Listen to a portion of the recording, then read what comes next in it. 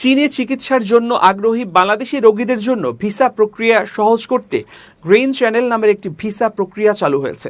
রোববার বিকাল ৫টা ৫৭ অন্তর্বর্তীকালীন সরকারের উপদেষ্টা আসিফ মাহমুদ সজীব ভুঁইয়ার ভেরিফাইড ফেসবুক পেজের এক পোস্টে এই তথ্য জানানো হয়েছে। সেখানে জানানো হয়েছে, চীনে চিকিৎসা নিতে আগ্রহী বাংলাদেশি নাগরিকদের জন্য চীনের ভিসা সহজ করার লক্ষ্যে গ্রিন চ্যানেল নামের একটি বিশেষ সুবিধা চালু করা হয়েছে, যার মাধ্যমে দ্রুত এবং কম জটিলতায় ভিসা পাওয়া যাবে। দূতাবাসের ওয়েবসাইটে এক বিজ্ঞপ্তিতে জানানো হয়, এই চুক্তি বাংলাদেশ ও চীনের মধ্যে স্বাস্থ্য খাতে সহযোগিতা বৃদ্ধির অংশ হিসেবে নেওয়া হয়েছে।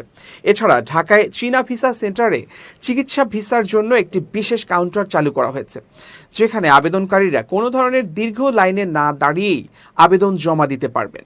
জরুরি চিকিৎসার প্রয়োজন হলে একই দিনে ভিসা প্রদানের সুযোগ রাখা হয়েছে। পূর্ব নির্ধারিত সাক্ষাৎকার থাকা রোগীদের অগ্রাধিকার ভিত্তিতে সাক্ষাৎকার গ্রহণের সুযোগ দেওয়া হবে। রোগী যদি শারীরিকভাবে উপস্থিত না হতে পারেন, সেক্ষেত্রে নির্দিষ্ট ট্রাভেল এজেন্সির গ্যারান্টি পত্রের ভিত্তিতে অনলাইন সাক্ষাৎকার গ্রহণের সুযোগও থাকছে।